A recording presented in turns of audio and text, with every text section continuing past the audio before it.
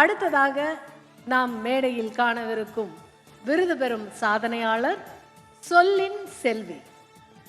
சுருங்கச் சொல்லி எளிமையாக விளங்க வைப்பது இவரின் தனிச்சிறப்பு. அனாயாசமாக இவர் மேடையில் இட்டு செல்லும் வார்த்தைகள் நம் மனதில் ஆழத்தின் ஆழத்தை தொட்டு சென்று விடுகிறது. மேடம், நீங்க ஒரு மேடையில் அழகாக சொன்ன வெற்றி பெறுவதான் மகிழ்ச்சி இல்லை, மகிழ்ச்சியாக இருப்பதுதான் வெற்றி என்ற வாக்கியம் நான் பர்சனலாக என் வாழ்க்கையை மாற்றி பார்க்க பெரும் அளவில் உதவி இருக்கிறது. அதை இந்த மேடையில் சொல்ல எனக்கு வாய்ப்பு கிடைத்ததற்கு நன்றி. அந்த எந்த மேடை ஏறினாலும் அரங்கை அதிர வைத்து விட்டுத்தான் இவர் அமர்வார். இவரை பற்றி இன்னும் கொஞ்சம் காணொளியில் காண்போம்.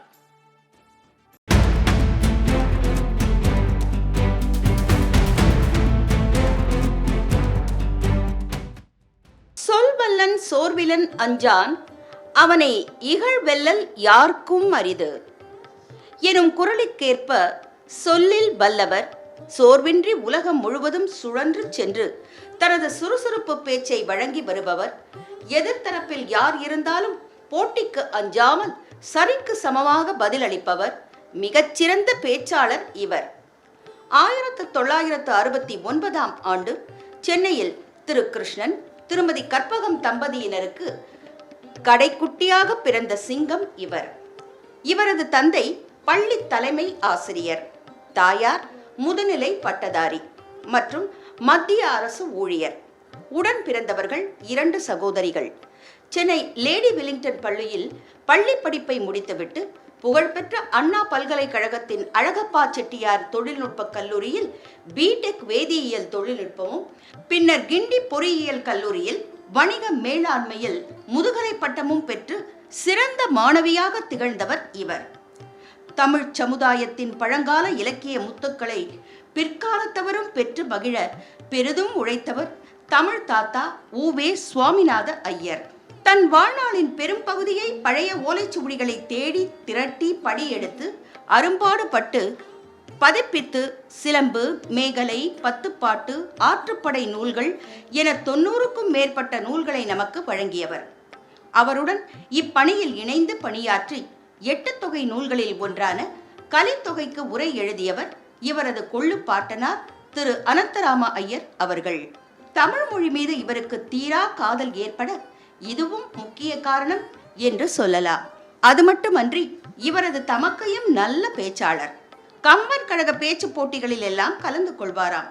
அவருடன் துணை சென்ற இவருக்கு அதன் மீது பற்று தொற்றிக்கொள்ள பள்ளிக்காலம் தொடங்கியே மேடை நாடகங்கள், பேச்சு போட்டிகள் என தனது கம்பீர குரலில் முழங்கத் தொடங்கினார் இவர். தனக்கு ஏதோ சந்தேகம் இருப்பது போலவும் அந்த சந்தேகத்துக்கு தெளிவு வேண்டும் என்பதற்காக போலவும் ஔவையை நாடி கேள்விகளை முருகன் கேட்கிறான். முருகனுக்கு தெரியாதா? எது பெரியது என்று ஔவையை கேட்கிறான், எது கொடியது என்று ஔவையை கேட்கிறான், எது இனியது என்று அந்த கிழவியை போய் கேட்க முருகனுக்கு தெரியாதா? ஏன் ஔவையிடம் அந்த கேள்விகள் வைக்கப்பட்டது என்றால் ஔவையினுடைய இயல் தமிழின் இன்பத்தை முருகன் நுகர வேண்டி அந்த கேள்விகளை வைக்கின்றான். சொல்லாற்றல் மட்டுமல்ல, மிகுந்த அறிவாற்றலும் கொண்ட பேச்சாளர் இவர். சற்று கடினமான பொறியியல் படிப்பை படித்தபடியே தமிழையும் படித்து அவர் ஒரு காலத்தில் பார்த்து ரசித்த கம்பன் கழக பேச்சு போட்டியில் பங்கேற்று ஈராண்டு விடாமுயற்சிக்கு பின் வெற்றியும் கண்டவர். 1991 ஆண்டு திரு பாஸ்கர் என்பவரை காதல் கணவராக ஏற்று திருமண பந்தத்தில் கைகோர்த்து 2 குழந்தைகளுக்கு தாயாகி நல்ல குடும்ப தலைவியாக வாழ்ந்து வந்ததுடன் வங்கி அலுவலராகவும் பணிபுரிந்து வந்தார். இந்த சமயத்தில்தான் பட்டிமன்றம் என்பது வெறும் அறிஞர் பெருமக்கள் ரசிப்பது மட்டுமல்ல, பலதரப்பட்ட மக்களும் அதனை ரசிக்கலாம் என பட்டி தொட்டி எங்கும் அதனை பிரபலப்படுத்திய திரு சாலமன் பாப்பையா அவர்களின் குழுவில் பங்கேற்க இவருக்கு வாய்ப்பு கிடைத்தது. எதிரணியில் உள்ளவர்களோ அனுபவமிக்க பேச்சாளர்கள், மக்களின் ஏகோபித்த ஆதரவை பெற்றவர்கள். யாராக இருந்தால் என்ன என அத்தனை பேச்சுக்கும் பட்டார் பட்டார் என பதிலளித்து சடார் சடார் என அனைவரது மனதிலும் இடம் பிடித்து விட்ட ஆளுமை இவர். எவ்வளவு சொல்லப்பட்ட பிறகும் சொல்லாதது திருக்குறளில் ஏதோ எஞ்சி இருக்கிறது என்றால் எத்தனை பெரிய அட்சய பாத்திரம் அந்த நூல். அது நம்முடைய மொழிக்கு சொந்தமானது என்கிற போது நாம் எவ்வளவு பெருமைப்பட வேண்டும் என்று நினைத்து நான் பூரிப்படைந்தேன். ஒரு பட்டிமன்றத்தில் பேசுவதென்றால் வெறும் ஏதோ நாம் எடுத்து வைத்த குறிப்புகளை மட்டும் பேசுவது அல்ல. எழிலாக பேசினால் போதாது, அறிவாகவும் பேச வேண்டும். எதிரணி பேச்சுக்கு அடுத்த நொடியே பதிலடியும் கொடுக்க வேண்டும். அப்படி சொல்லாற்றலுடன் சமயோஜிதமும் ஒருங்கே பெற்று பேசும் இடமெல்லாம் அரங்கத்தையே அதிர வைத்துக் கொண்டிருப்பவர் இவர். அத்துடன் இப்பொழுது நியாயமாக தீர்ப்பு வழங்கும் நடுவராகவும் உள்ளார். சீதையை கொண்டு வந்து அங்கே வைத்து அவளுடைய கண்ணீர் அந்த மண்ணை சுட்ட போது வீடனுடைய காலடிகள் வெந்து தணிந்தன. அந்த கொடுமையை பொறுக்க முடியாமல் தான் அங்கிருந்து இங்கே போனான். நான் ஒரு கேள்வி கேட்கிறேன். மாபெரும் அநீதிகள் நடக்கின்ற போது உங்களுடைய அகம் கூசவில்லை என்றால் நாம் மனிதர்களாக இந்த உலகத்தில் வாழ்வதிலே என்ன பயன் என்று நான் கேட்கின்றேன். என்றும் சமூக பொறுப்புடன் பேசும் இவர் பட்டிமன்றங்களை தாண்டி பக்தி, இலக்கியம், கலை, சமுதாயம், பெண்ணியம், உத்வேக பேச்சுக்கள் என பல வகையாக தனி உரையாற்றும் சிறப்பு பேச்சாளராக உருவெடுத்து தனது கணீர் குரலாலும் கண்ணிய பேச்சாலும் தனக்கென தனி இடம் பிடித்தவர் இவர். என்றைக்கு கும்பகர்ணனுடைய வாயிலிருந்து தன்னுடைய அண்ணனை பற்றி இவன் தகவு இல்லாதவன் என்ற சொல் வந்து விட்டதோ அதற்கு பிறகு செஞ்சோற்று கடன் எங்கே இருக்கிறது என்று நான் கேட்கின்றேன். பேச்சாற்றலை தாண்டி எழுத்தாற்றலும் நிரம்ப பெற்ற இவர் பல நாளிதழ்களிலும் வார இதழ்களிலும் கட்டுரை எழுதி வருகிறார். அத்தொகுப்புகள் நீ நதி போல ஓடிக்கொண்டிரு, சிறகை விரி பர, ஏறி குதிக்க ஓர் 7 அடி சுவர், முதல் குரல், சில பாதைகள் சில பயணங்கள், அப்பா எனும் வில்லன் என பல சுவாரஸ்யமாக நூல்களாகவும் வெளியாகி உள்ளன. நவீன கால எழுத்தாளர்களில் திருக்குறளுக்கு உரை எழுதிய ஒருவர் திரு சாலமன் பாப்பையா அவர்கள். அவரை பேச்சில் மட்டுமல்ல பேனாவிலும் பின்பற்றி டைம்ஸ் ஆஃப் இந்தியா நாளிதழில் திருக்குறளை தற்காலத்திற்கு பொருத்தி 110 பாரங்கள் தாண்டி வெற்றி தொடராக எழுதி வருகிறார் இவர். அப்படி திருக்குறளுக்கு குரல் கொடுக்கும் முதல் பெண் எழுத்தாளராகவும் இவர் இருக்கிறார் என்பது தனி பெருமை. தற்காத்து தற்கொண்டான் பேணி தகை சார்ந்த சொற்காத்து சோர்விலாள் பெண். பேச்சில்தான் பிரபல்யம் என்றால் கூடவே தனது அலுவலக பணிகளிலும் சிறந்து விளங்கி சிட்டி வங்கியின் சீனியர் வைஸ் பிரசிடென்ட் பதவி வரை சென்று சிகரம் தொட்ட பெண்மணி இவர். காரைக்குடி கம்பன் கழகத்தில் கனவு காணத் தொடங்கி இப்பொழுது உலகின் பல கண்டங்களில் உள்ள கம்பன் கழகங்கள் வரை முழங்கிய இவரது சொல்லாற்றலுக்காக 2022ஆம் ஆண்டு தமிழக அரசு வழங்கிய கம்பர் விருதினையும் பெற்றவர்தான். கடந்த 30 ஆண்டுகளாக மக்களின் பேராதரவை பெற்ற பேச்சாளர், எழுத்தாளர், நடுவர், சிறந்த நிர்வாகி, சிந்தனையாளர், தமிழ் பேச்சுலகின் வீராங்கனை, சொல்லின் செல்வி திருமதி பாரதி பாஸ்கர் அவர்கள்.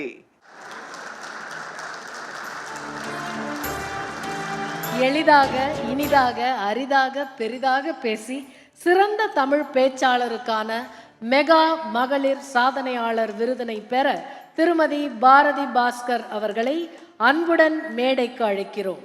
அவருக்கு விருதினை வழங்க முன்னாள் மத்திய அமைச்சர் திரு KV தங்கபாலு ஐயா அவர்களையும் மெகா டிவியின் நிர்வாக இயக்குனர் முனைவர் ஜெயந்தி தங்கபாலு அம்மா அவர்களையும் அன்போடு அழை.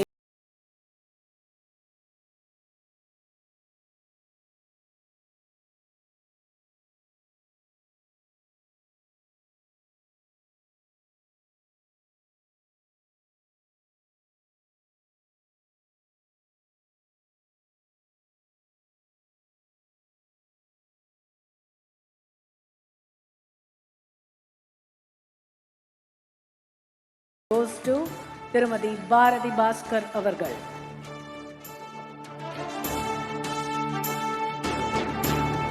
நன்றி ஐயா. வாழ்த்துக்கள் மேடம். எங்களுக்காக ஒரு வார்த்தைகள் ப்ளீஸ். எல்லாருக்கும் வணக்கம். ஜெயந்தி மேடம்க்கும் ஐயா அவர்களுக்கும் மெகா டிவியின் அத்தனை சகோதர சகோதரிகளுக்கும் மனப்பூர்வமான நன்றியை இந்த மேடையில் சொல்லுவதில் மகிழ்ச்சி அடைகின்றேன். அரங்கத்திலே இருக்கிற அத்தனை பேருக்கும் இனிய மகளிர் தின நல்வாழ்த்துக்கள். இந்த மேடை எனக்கு ரொம்ப ரொம்ப ஸ்பெஷலான ஒரு மேடை. பொதுவாக எந்த மேடையில் பேசுகிற போதும் எனக்கு ஒரு அச்ச உணர்வோ தயக்க உணர்வோ பெரும்பாலும் இருந்ததில்லை. ஆரம்ப காலங்களில் இருந்திருக்கலாம், ஆனால் சமீபத்தில் இல்லை. ஆனால் இந்த மேடையில் கொஞ்சம் ஒரு சின்ன அச்சம் இருக்கிறது. அதற்கு காரணம், என்னோடு இங்கே விருது வாங்கியவர்களினுடைய சாதனைகளை எல்லாம் இங்கே உட்கார்ந்து நான் பார்த்தபோது எந்த விதத்தில் எனக்கு அந்த தகுதிகளுக்கு நிகரான தகுதி இருக்கிறது என்ற எண்ணம் வந்ததனால் ஒரு சின்ன அச்ச உணர்வு எனக்கு. எதிரே இருக்கிற அன்பு சகோதரிகள் வடிவுக்கரசி மேடம் இருக்காங்க, ரேவதி சங்கரன் மேடம் இருக்காங்க, இங்கே சாந்தகுமாரி மேடம் இருக்காங்க, இங்கே விருது வாங்கிய டாக்டர் நாச்சியார் ஆண்டாள் மேடம் அவங்க வெடித்து சிதறிய குண்டினுடைய சில துகள்களை இன்னமும் உடம்பிலே தாங்கிக் கொண்டும் தன்னுடைய பணியை பணி நிறைவு வரை செய்த அனுசுயா மேடம் இருக்காங்க. இலங்கையின் முதல் பெண் இசையமைப்பாளர் அவங்க இருக்காங்க. பொதுவாகவே பெண்கள் தன்னுடைய நகைகளை எதுக்கும் இழப்பதற்கு விரும்ப மாட்டாங்க. ஆனால் கிளிகளின் உணவுக்காக அதை இழந்தது கூட பெருசு இல்லை, அதுதான் சந்தோஷம் என்று சொல்லுகின்ற அன்பு சகோதரி இருக்காங்க. இவர்களையெல்லாம் பார்க்கிற போது இன்னும் போக வேண்டிய நிறைய நீ பயணம் செய்யணும்னு சொல்றதுக்காக தான் ஜெயந்தி மேடம் இந்த விருதை இந்த நேரத்தில் எனக்கு வழங்கி இருக்கிறார் என்று நினைக்கின்றேன். பிரேமலதா மேடம் அவர்களுக்கும் என்னுடைய வணக்கம், மகளிர் தின நல்வாழ்த்துக்கள். ஒரே ஒரு செய்தியைத்தான் சொல்லணும்னு நினைக்கிறேன். இந்த அரங்கில் இவ்வளவு பெரிய திரையில் எங்க அப்பா அம்மாவினுடைய படத்தை பார்த்த போது எனக்கு கொஞ்சம் கண் கலங்கியது. எங்க அக்கா இங்க இருக்காங்க, அவங்க பேர் ஹேமா, கட்டாயம் அவ்வளோ அழுதுருப்பா, எனக்கு தெரியும் அது. அவங்க தான் காரணம். அம்மாவும் அப்பாவும் போட்ட விதை. என்னுடைய சகோதரி இங்கே இருக்கிறவங்க, அவங்க தான் முதல்ல நான் 11ஆம் வகுப்பு மாணவியாக இருந்தபோது கம்பன் விழாவுக்கு என்னை கூட்டிகிட்டு போனவங்க அவங்க தான். ஏன்னா அவங்க தான் பேச்சாளர். நான் கூட எதுக்கு போவேன்னா கைத்தட்ட ஒரு வேளை ஆள் இல்லைன்னா என்ன செய்யுது என்பதற்காக அப்படித்தான் கம்பன் கழகங்களுக்குள் கால் பதித்தேன். ஆனால் அவங்க போட்ட அந்த பாதையில் தொடர்ந்து போவதற்கான ஒரு பயண வாய்ப்பு எனக்கு கிடைத்தது. இந்த நேரத்தில் எங்கள் நடுவர் சாலமன் பாப்பையா அவர்களுக்கு என்னுடைய நெஞ்சார்ந்த நன்றியை மனப்பூர்வமாக தெரிவித்துக் கொள்வதிலே மகிழ்ச்சி அடைகிறேன். பேச்சு என்பதில் ஒரு பேஷன் என்பது கொண்ட நிறைய பெண்கள் இருக்காங்க. எந்த நேரத்தில் எப்படி பேசணும், அதை விட முக்கியமாக ஒரு பேச்சை எந்த நேரத்தில் நிறைவு செய்யணும், அதுதான் ஒரு பேச்சாளருக்கு மிக முக்கியமானது. அந்த எளிய பாடத்திலிருந்து ஆரம்பித்து எல்லாவற்றையும் எனக்கு சொல்லிக் கொடுத்த ஆசானான பாப்பையா சார் அவர்களுக்கு இந்த நேரத்தில் நன்றி. இங்கே பேசின எல்லா பெண்களுமே எவ்வளவு தடைகளை மீறி அவங்க அந்த சாதனைகளை செய்திருக்கிறார்கள் அப்படின்னு பார்க்கிற போது பிரமிப்பா இருக்கு. பெண்ணுக்குள்ளே அது இருக்கு, விதை மாதிரி ஒரு ஆர்வம் இருக்கு, சாதிக்கணும் என்கின்ற துடிப்பு இருக்கிறது. அவளுக்கு தேவை ஆதரவு என்கின்ற கொஞ்சம் சூரிய வெளிச்சமும், அங்கீகாரம் என்கின்ற கொஞ்சம் சிறு தண்ணீர், அவ்வளவு 2 தான். ஏன்னா அவளுடைய மண் உறுதியானது, அந்த விதை பழுதில்லாத விதை. ஆனால் அந்த ஆதரவும் அங்கீகாரமும் சிறிய அளவிலே கொடுக்கப்படுகிற போது கூட அது பிரம்மாண்டமான மரமாக வளர்ந்து நிற்கும். மரத்துக்கு மாத்திரம் பெருமை அல்ல, பயன் அல்ல நண்பர்களே, மரத்தினால் பல்லுயிருக்கும் பயன் உண்டு. அப்படித்தான் ஒரு பெண் சாதனையாளராக வருகின்ற போது அவளை சுற்றி இருக்கிற ஒரு சமூகமே முன்னால் வரும். அதற்கான வாய்ப்புகளை வழங்கி வருகின்ற உங்களினுடைய நிர்வாகத்துக்கும் மெகா டிவிக்கும் என்னுடைய மனம் நிறைந்த பாராட்டுக்கள். இது ரொம்ப தேவை, இது ரொம்ப தேவை. சின்ன சின்ன விஷயங்கள் இந்த விழாவில் எவ்வளோ அழகாக நடந்தது பார்த்தீங்களா? இங்கே தயாரிக்கப்பட்ட அவர்களை பற்றின ஏவி, அதனுடைய தரம் அவ்வளவு சிறப்பாக இருந்தது. சில விருதுகளை வாங்கியிருக்கிற அனுபவத்தில் சொல்கிறேன், சில சமயம் பேரே தப்பாக சொல்லிடுவாங்க. இது மிக மிக துல்லியமாக அது இங்கே வழங்கப்பட்டது. ஆண்டாள் மேடமுடைய சாதனைகளும் டாக்டர் நாச்சியார் அவர்களினுடைய சாதனைகளையும் பார்த்தது பெருசில்லை. அவங்க இங்கே வந்து இன்னமும் கூட நாங்கள் செய்யணும் என்கின்ற எண்ணத்தை சொல்லுகிற போது நாமெல்லாம் பயணிக்க வேண்டிய பாதை எவ்வளவு பிரம்மாண்டமானது என்று அத்தனை பேருக்கும் ஒரு உத்வேகத்தை கொடுப்பதாக இந்த விருது விழா அமைந்தது. மேடம்க்கு வந்து மனப்பூர்வமான நன்றி. இந்த நாள் என்னுடைய வாழ்க்கையில் மறக்க முடியாத ஒரு நாளாக இருக்கின்றது. எங்கள் மகாகவி பாரதி மகளிருக்காக சொன்னேன்னா, இன்றைக்கு மகளிர் தினம். பெண்கள்கிட்ட ரொம்ப நான் விரும்பி கேட்டுக்கொள்வது ஒரே ஒரு விஷயந்தான். இன்னைக்கு எல்லாரோட வாட்ஸ்அப்லேயும் கிட்டத்தட்ட ஒரு படம் வந்திருக்கும்.